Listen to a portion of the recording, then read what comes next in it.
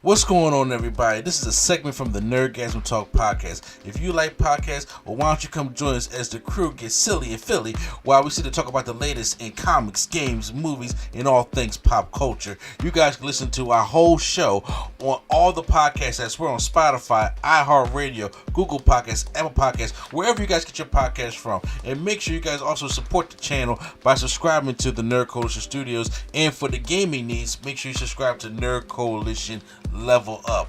This is the Nerd Coalition. Hope you guys enjoyed the show. And now, feel the Nerdgasm. I'm going to start off with Creed 3. So, this is Michael B. Jordan's directorial debut in Creed.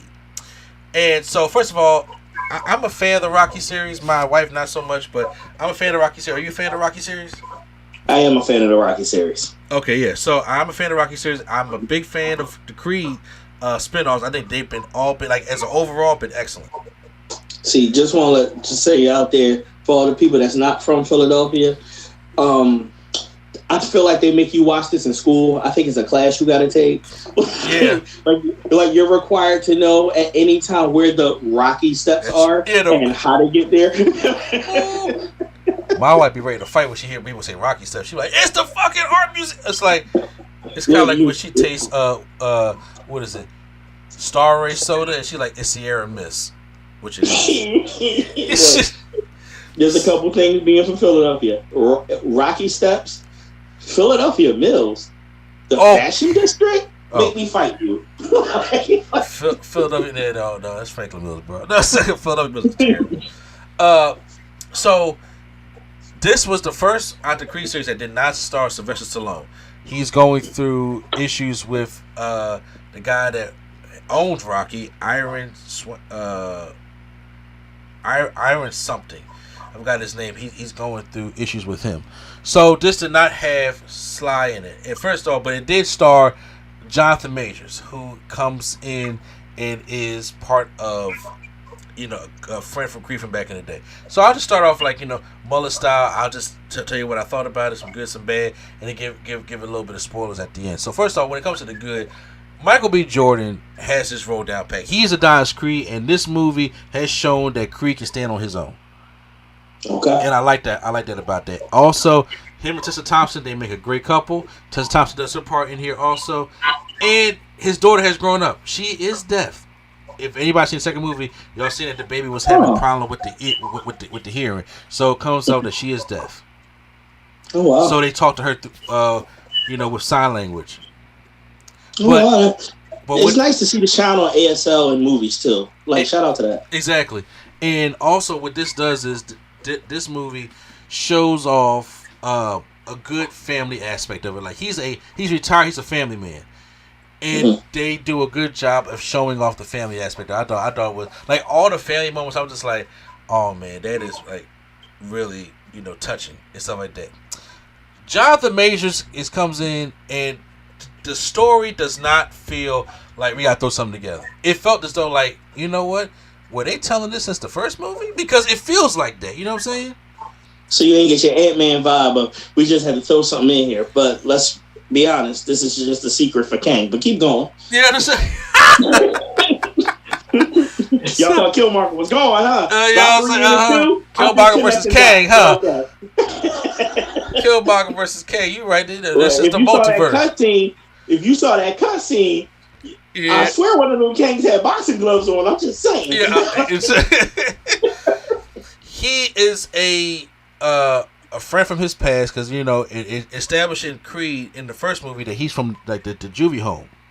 Yeah. Well, his friend was Damien. He's a boxer, and Creed looks up underneath him, and then they get in trouble one night, and Dan goes to jail for 18 years. Well, now when he comes back, he just wants a shot at the crown. He just wants to get back into boxing, but he's older. It's a boxing young man's got to say Creed is retired, but he's older. So Jonathan Majors, this man so far this year 2 for 2, bro. Because Kang was great, and Dane was like he was great, and like what he brought to the character was like he made the character like the way he was talking, the way he was enunciating things. It felt like this man been in jail for 18 years. And I was like, that's hard to do. Dog, even the story seems relatable. I think everybody got a friend that they grew up with that they got separated from that could come back in their life, and you're like, man, you still you. Wow, you different. That's crazy. Exactly, but instead of it being like the simple, you know, friend goes to jail, you come back and you different. The reasoning for it, which I get to in the mild spoilers, is I thought was like you kind of sympathize with Damien a little bit here though. You kind of sympathize with him. I'm just like, that's when you have a complex villain, and that's what I like about it. And first of all, Jonathan Majors has this good thing of knowing how to build tension with his mannerisms. As I'm watching Dave throughout the whole movie, I can tell it's building, and it's bothering him, and it's itching at him to the point where it's just like, all right, finally, look, bro, I'm gonna tell you what it is, and if you don't like it, get the fuck out of here. I like that about that. So those were, you know, the good things about the movie I saw. And then first of all, Michael B. Jordan is a huge anime fan. Yeah. So, and I love it, man. He's a huge anime Nerds fan. in the Spotlight makes me feel great, bro. Well, guess what? He turns the final fight. Well, the fights that he have in the movie, they're anime style. I love that. They are complete. You do have to. Now, like I said, I don't have to tell you or Swag to suspend disbelief because y'all love anime stuff.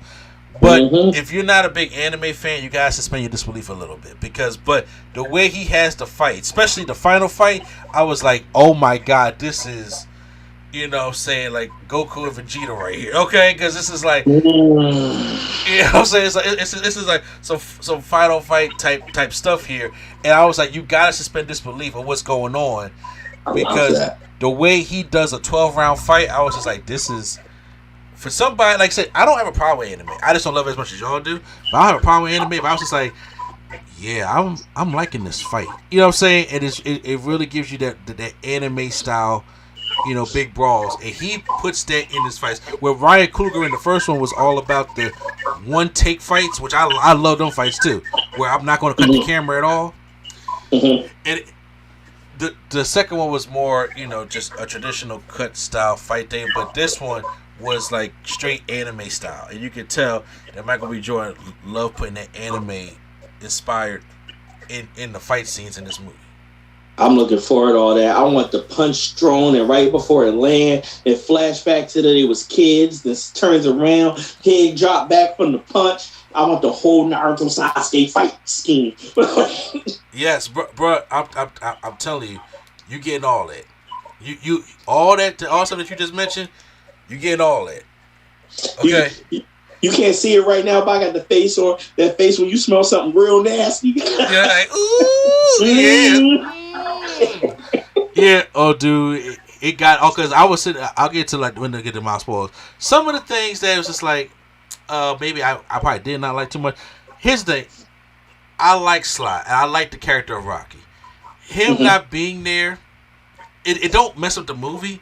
But I would have liked to know where is Rocky, because I guess it just wouldn't feel right. You like, where Rock? You know what I'm saying? I don't, because there are situations that happen in the movie. I'm just sitting there like, Rocky would have came to his aid, or he would have went to Philly to see Rocky, or something like that. But I get Creed to be on his own. I get that.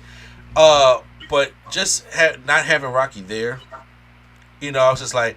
Because I'm a Rocky fan, it just feels weird. I'm not saying it's needed. I'm just saying, but don't for a character like Rocky and the whole series that you got, don't kill Rocky off screen. That wouldn't be right to the character. That wouldn't be right to Sly.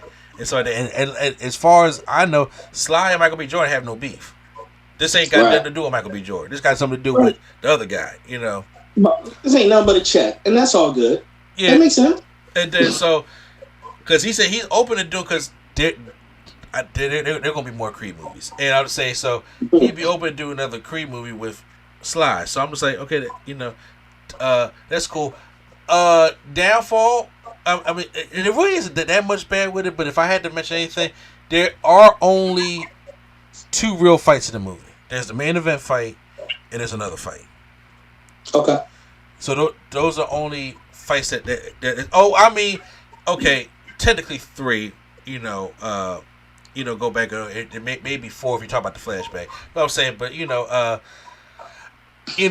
this movie built more towards trying to establish family and character stuff like that. When it comes to Creed 3, I'm rating Creed 3. Oh God, I want to rate it damn near perfect. I think I want to rate it damn near perfect. For me, it's on par with the first movie because that first Creed was just excellent. I enjoyed that first Creed. Don't like it. We're in LA, so we don't have no Philly stuff. We don't have no Rocky stuff. So if we had Rocky and we had the Philly aspect in it as well, like maybe he had to go back to Philly because he does have to train for this fight, but he realized he's old. And then, Well, let me ask you this. Yeah. On IGN, I saw something that said it rated the top Rocky movies, including Creed, all time. It didn't include Creed 3. But the top 3, Rocky, Creed 1, Rocky 3. Does Creed 3 go in that 3 for you? This is better than Rocky 3. Look. Because Rocky 3 is one of my favorites. Rocky 3, look, I've seen Rocky 3. Out of all the Rocky movies, I've seen Rocky 3 the most. I've seen the Clubber Links. I can almost tell you scene for scene from the Rocky 3 movie. Look, there is no tomorrow. Yeah, I've been there. Okay, well, you saying a lot. I've seen Rocky ain't no color fighter. He can't do no color. Look, I see Rocky 3 way too many times. Okay, so Rocky 3 is my favorite out the whole Rocky series. I think this movie is better than Rocky 3. In my personal opinion. I don't know where I judge it with the first Creed movie at and that first Rocky movie at, because those are just great in their own right. You know what I'm saying? And like those are like complete nerdgasm to me. But this is a damn near there because I enjoy. I was like, this film is not insulting my intelligence. This film is a great story about family. It got some great fight. I really love the anime style fights in here, and it just. And it sometimes simple is better. Like I said, do I miss Sly? Sure, but I was like, but it's still a damn good movie, man.